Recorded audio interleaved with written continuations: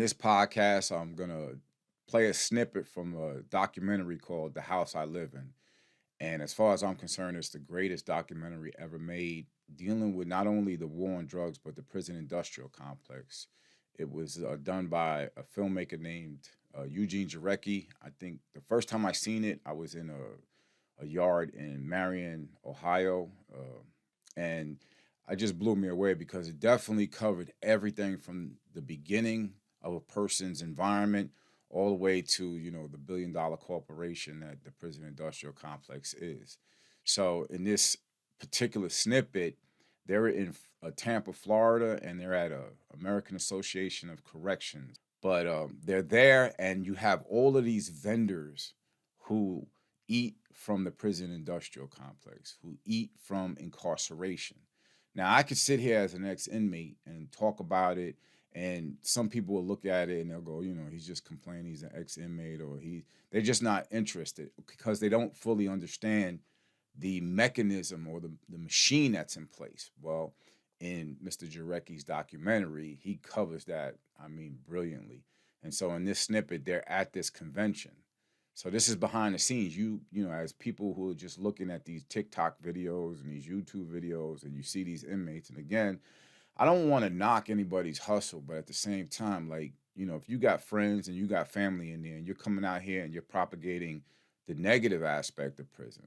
I was watching Soft White Underbelly with my wife last night, and they had a guy on there. And again, he's just talking about all the horrors of prison, but he's coming at it from an angle of he's super tough guy, and everybody was subject to his toughness or his fierceness.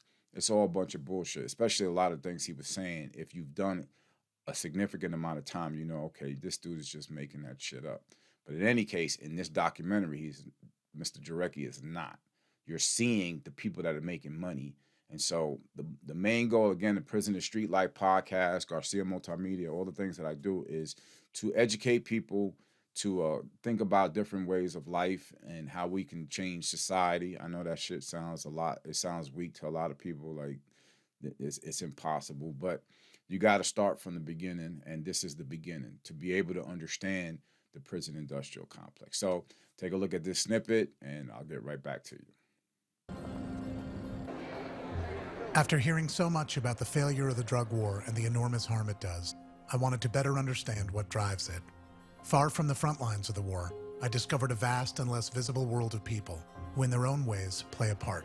This chair, in comparison to other types of restraint chairs, is the most humane. The person in the chair can breathe very easily, and it's not restrictive.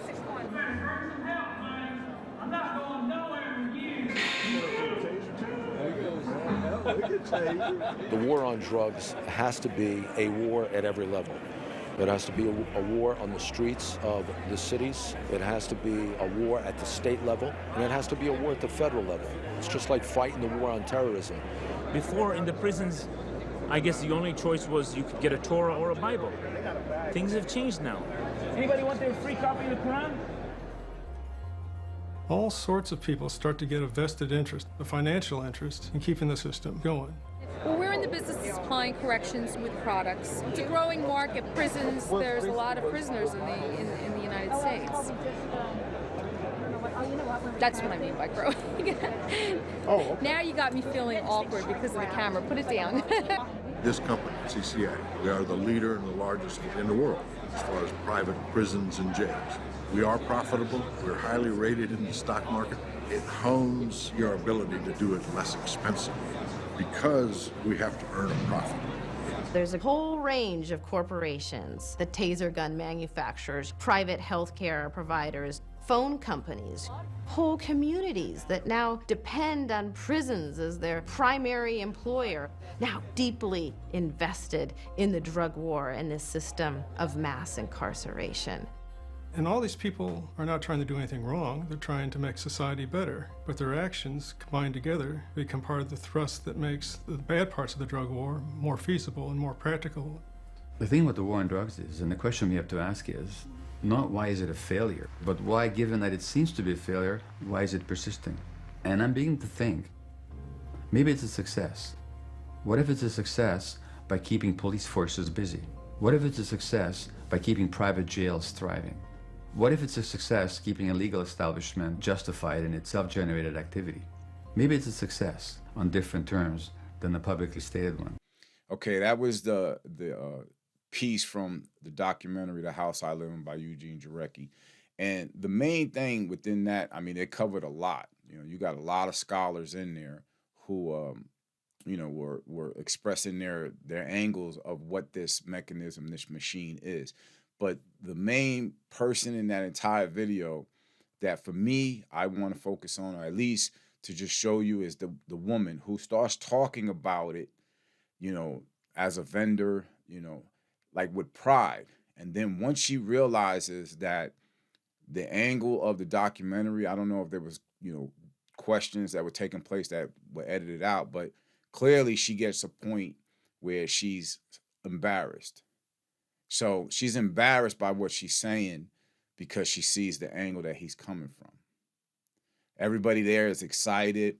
Even the brother that's, you know, talking about Qurans. Like, you know, getting a religious material in there is important because people want to have a sense of solace when it comes to religion. They want to be able to separate their minds in there, which is an excellent situation.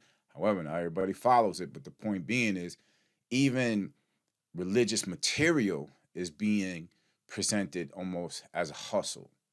And so when you truly understand how these people operate, then you can say, okay, I understand why he only got 5 years, but over here he got 20 years. And for me, I'm analytical. So even when I was in there, I read a lot of books and I like to kind of analyze society. And even when I was doing what I was doing on the streets, you know my story: bank robbery, aggravated assault, drug trafficking, drive-by, all that bullshit, right? That I don't glory in. I mean, those things were choices that were stupid and I suffered the consequences, but, you know, I did my time. So that's that. But it's easy, you know, for me analyzing, it's easy for me to see how prisons are a microcosm of society. So she feels a certain way when she realizes it. And if you really look at it, she's just trying to make a living. You know, she goes in there, you know, she's making her money, she's taking care of her family. She's just, you know, what they call a cog in the machine or whatever. But she's doing that. And then at some point, whatever it is, her humanity or her awareness of really what this business is about kind of comes to the surface through the interviewer. And again, we weren't there, so we don't know if the back and forth, but at some point she becomes aware of it. And then she starts to feel a certain way and she doesn't even want to talk about it no more. And the idea of not wanting to talk about it is prevalent throughout society, because when you're like, they look at it like the kid, Brock Turner. That's a classic example of when somebody sees something they know is wrong, but their own prejudices come into play, right? So the judge sees it, right? And if it's a kid that comes from the streets, and it really doesn't matter the race, but a lot of cases you're dealing with Black and Hispanic, poor white kids. The judge sees it. He has no vested interest in trying to save this kid, right? The judge that saved Brock Turner, you know, people know people. He's got money, his family, and he felt like he didn't want to ruin this kid's life. So he chose to engage that situation with how he felt. Like, she chose to engage that situation and how she felt, but she turned away from it. She didn't want to talk about it. Now, if she was really understood it, and she's like, I can't work for this company because I see what they're doing. They're just making money off of the families of the inmates. They're making money off taxpayers. And again, to do that, you got to propagate an image, which some of us, unfortunately, when we get out, we help to propagate that image. But in that situation, she sees it and she doesn't want to deal with it. And I think that is reflective of society as a whole. They look at, again, I said it in other podcasts, most people in society look at an inmate, the crime, and then they say, well, does he deserve it, right? And then, well, how much time did he get? And they make it in their mind like that was enough time or not enough time or whatever. Only when you get a Brock Turner and you see the hypocrisy in it, do people want to step up and speak on it. But it's too late. He's got the 6 months. He's out. It's too late. This kid over here got 25 years. And there's nothing your opinion can do to change that. That's why you have to stop. They say, you know, dealing with Mexico and the drugs, if you can stop, and a lot of movies deal with it, if you can stop all these people wanting to use drugs, then they would have no value. I agree with the idea that if you can get these people in regards to drugs to stop wanting to use drugs, then as a result of it, the prison industrial complex, they wouldn't, be making the money. But clearly there's a mechanism in place of people who feel like they see a situation in society and they don't want to change it, or if they do want to change it, they don't know how to change it. But over here you have a section that says, since we don't know how to change it, then we can make money off of it. And so now the creative process, everything that it takes to make something happen, it could be used for good to try to make it better for people. It's now used to just simply make money. And like I say, prison is a microcosm of society. You see the same thing out here, whether it be people who are indulging in fast food or stuff that really is not good for you. Everybody agrees with that. Like you see all these channels, all these people trying to help people to eat better. I'm not talking about some of the stuff, these magic potions of, how you can lose weight. I'm just simply talking about, exercise and eating good, that they see that there's a huge section of society that doesn't want to do that. So then over here, you got people that say, I want to make money off of that, off of people's weaknesses. Same thing with sex. People watch tons of porn. Porn is $1 billion industry. Why? Because it's people's weaknesses. They want to watch porn. They want to see whatever they want to see. And regardless if they're in marriages or relationships, and regardless of the studies that show that can hinder that can harm that, they still want to do, they still want to look at it. And because they still want to look at it, there's going to be people that make money off of it. And so this is how far it is from changing the actual prison industrial complex, because society as a whole is structured with the weak and those who make money off the weak and everything in between. So when you're dealing with prison, you have to be able to humanize the inmate. You have to take a young kid who grew up in a broken environment, no father, or maybe the father was there, alcohol, whatever the case may be. And there's tons of research on it. And it doesn't matter as far as the race, only that when people are making money, they can look at it and they go, well, we don't want to arrest a bunch of white people who are doing, drugs in boardrooms. We want the people that are in the streets, the people that don't have money, because if we can incarcerate them, then the government will give us X amount of dollars, and then we have to house them, because crime is a bad thing. You have to have prisons. So since you have to have prisons, there's going to be money in taking care of those prisons, taking care of those inmates. So you have to sit back and you have to look at what kind of inmate is in there. How many people are in there for nonviolent drug, charges? And again, there's so much out here that I've seen since I've been out 3.5 years that it fucking keeps you so rocked to sleep that you're not concerned about that. You're not even concerned about kids that are struggling in the streets, starving, families that, you look at the past election. Whoever you chose, it doesn't matter. There was a group of people on one side who believed society was this. You have people on another side who believe society was this. And then you have the media that tells you this is right or this is right, and it go back and forth. Meanwhile, the billionaires are still making all the money. The people are still making all the money. So to think that politicians can change that, I think personally, it's just my opinion, is foolish. To think that a person in position who's making money, who has no invested interest in a kid that comes from the streets, a kid that comes from poverty, that's sitting in prison. I can't tell you how many people that I've known inside prison where a kid goes in there, right? And he's got 25 years. He's got 25 years, and his mom, who is on a fixed income, adores her son, right? But he got caught up in drugs. It's not about the journey he got into drugs like pork chop as a young age, but she loves him. He got caught up in drugs. And so now she's like taking $100 a month, $50 a month. and she's going down there to these check cashing places, and she's cashing her check or whatever, paying for them motherfuckers who, you know, charge ridiculous amount. And then she's got to get on the kiosk. She's got to set everything up. And the kiosk people, Global Tel and all that, they're making money. So they're like, come on, man. Yeah, we'll make sure that your loved one, because that's what they fucking call it all the time, your loved one. Connect with your loved one. Send them a food box. Send them a pair of sneakers. But she gets on there. Now they chop a little piece off of that $50, you know, $4 or whatever it comes out to. And then he gets it, and now he's in there and he's paying the prices from the vending machine. I mean, not the vendors, but the vending machine, but from the vendors who are making all types of money. Access, I think it's called Walking Horse. And then there's another one. They send these books in once a year, and they got all the, I mean, the majority of these fucking books are snacks, cookies and chips and fucking all this processed food. So she's trying to drop that money in there. And meanwhile, all these vendors, all these people are just making money. So when you get to the judicial body, I just did a video talking about how judges are complicit in feeding the prison industrial complex, and I explained it in it. Then I went to promote it on YouTube, and they said, no, you can't promote that.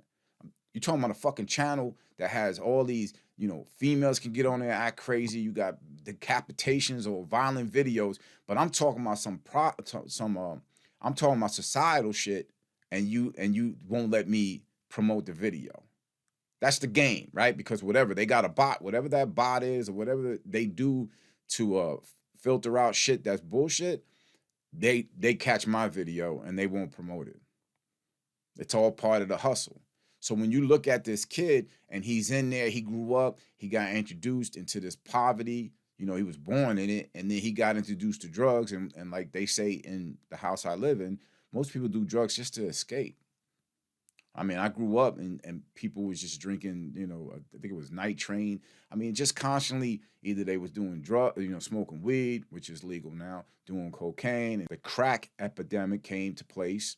And so the entire, where I grew up, the entire situation was pretty fucked. At least 70% of the people, when I grew up in the projects in New York, they were doing some kind of drugs or drinking or something, smoking cigarettes, all these things that create this person who's just fucking downtrodden. And ultimately, out of that group of downtrodden people, you're going to have a section that want to take chances, whether it be selling drugs because they see everybody's doing it.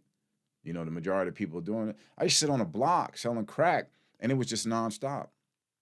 I'm poisoning my community, but I'm not thinking of it like that. I'm thinking they're going to do it anyway, just like the people in the business of the prison industrial. This is going to happen anyway.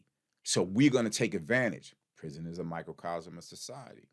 So many people ask, well, you know, how are you going to change that? Well, you have to start first from the inmate and the environment that he grew up in, and to try to change that. And it doesn't seem that anybody, you know, cares about that. If you're from Wisconsin, how much do you care about the South Bronx? If you're from the South Bronx, how much do you care about Iowa? Everybody's so focused in their own thing. And, you know, so that is almost an impossible situation. However, as an ex-inmate, the best I can do is to shine light on it, and shine light on who the culprits are that are making the money.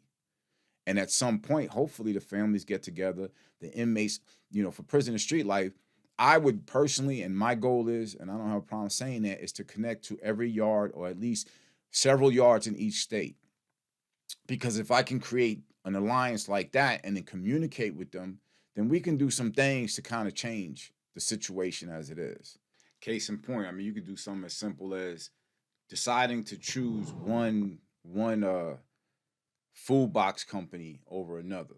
So like if I'm talking to everybody in every state, or at least I got guys in different yards, and we all get an understanding about, you know, what this movement, prison and street life, is about, then we can talk about it, we can communicate about it, and we say, all right, we're going to choose this vendor over this vendor. Well, the one that we choose not to use will collapse because there's no money to be made off of it. As simple as that. Just like I talked about in other yards when I was in Arizona prison, and we had a sit down in the middle of rec. They were taking our rec, and they would, 30 minutes early, they were forcing us to go in. And a lot of it is just COs acting like assholes and choosing to try to like exert their so-called power over us. Well, and in that day, we decided, you know what, we're not coming off the yard. And then they went through their processes and we took it right to the very end because at some point they're going to just shoot somebody random. And then we got the result that we wanted. They didn't fuck with our rec no more. So, that's how you begin to change it. But at the same time, I'm going to do these videos because I have to continue to highlight everything from the judicial body all the way to the people that are making money, even when you get out of prison. Like I'm on parole. I got less than a year to go, but I'm having to pay $65 or something like that every month for what? It's some kind of fee that goes towards, they say, programs. But again, I'm paying, I'm off, and I'm having to pay. And so you get IPS, you get all these mechanisms when you get out of prison that'll do two things: extort you or put you in a position to go back to prison where they continue to make money off your families. So again, we got to decide what we want in society. I know there's going to be a large group of people who do not give a fuck. That's okay. And I said this in a specific video that they didn't ban, but I think it's because of the way I phrased it, was that you have people in there currently right now doing time, whether it be drug trafficking or whatever, that is not murder, who have committed murder. And these people eventually are going to get out. And once they get out, what kind of inmate do you want? Do you want one that's rehabilitated, or do you want one that's not rehabilitated and ultimately harm someone or kill somebody in your family? This is a decision that society as a whole has to make. But I know that being at the ground level, I have to create a structure in place where people begin to say, okay, I'll go here, I'll go there. For now, I would just suggest that you check out podcast. I think his name is Ian Blick. And I like his podcast because he talks to correction officers, former inmates. It doesn't seem like a lot of them glamorize it. I mean, you have instances because he doesn't know. He did some time, but he's talking to a guy who was on another yard, and then he's telling his story. And again, I tell you is you can not talk about any other yard. I mean, you can do whatever you want, but to me, it's ridiculous to talk about prison as a whole when I only been on 3 yards in my 10 years or 4 yards in my 10 years or whatever amount of time that person did. Because they weren't shanking people on the prison yard Martha Stewart was in.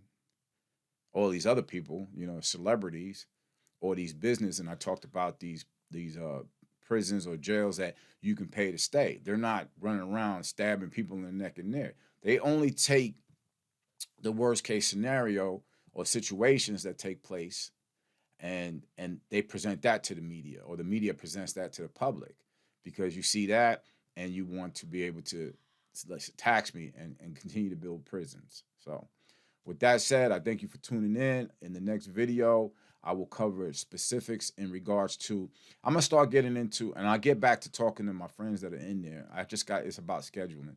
I'm going to start talking about how I was able to get through it mentally, right? Physically, I can hold my own. I know how to maneuver through that.